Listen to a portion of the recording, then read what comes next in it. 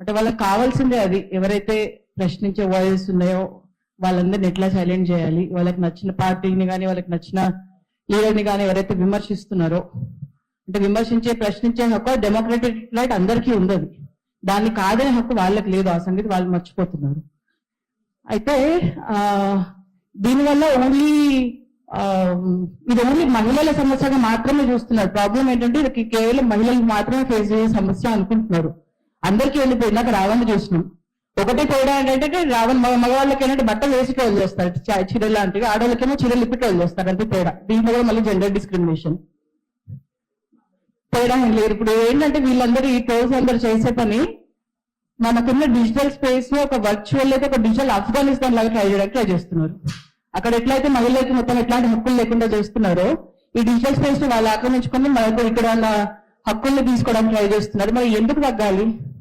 ఒకప్పుడు జరిగింది, రావని చెప్పినాడు సైబర్ క్రైమ్ కి వెళ్ళాల్సి వచ్చింది. ఒక 2 ఏళ్ల కింద నేను ఏదో పార్టీ గురించి రాస్తే ఆ పార్టీ ఫాలోవర్స్ నాది నా ఫ్రెండ్ ఫోటో పెట్టి వీళ్ళిద్దరు లెస్బియన్లు, వీళ్ళు బాటిల్ పెట్టుకుంటారు, నా 16 ఏళ్ళ కూతురు ఫోటోని పెట్టి ఈమె లెస్బియన్ ఈమె బాటిల్ పెట్టుకుంటుంది అని చాలా అసభ్యంగా నాకు కూడా చిన్నప్పుడు నేను పట్టించుకోలేదు. ఈ చాలా కొన్ని సంవత్సరాలు అలవాటు అయిపోయింది కాబట్టి అసలు పట్టించుకోను.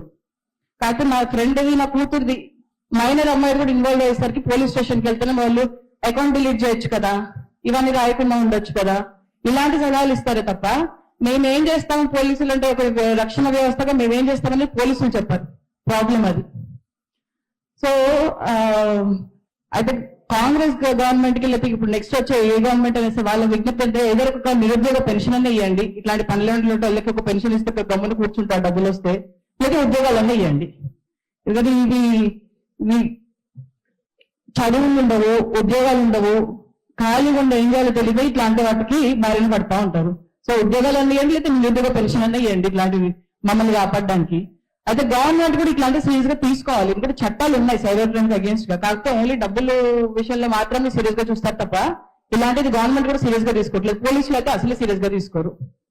సో గవర్నమెంట్ ఇప్పుడు మనం అందరం కలిసి చేయాల్సింది ఏంటి అంటే వాళ్ళు ఎంతగా ట్రోల్ చేస్తే మనం ఇంకా అంత గట్టిగా మనం మన వాయిస్ ని వినిపించాలి. మనం తగ్గదు. ఎందుకంటే మనము వాళ్ళకి కావాల్సిందే అది, మన నుంచి ఒక రియాక్షన్ కావాలి, వాళ్ళకి ఒక రియాక్షన్ లేదా రెస్పాన్స్ కావాలి.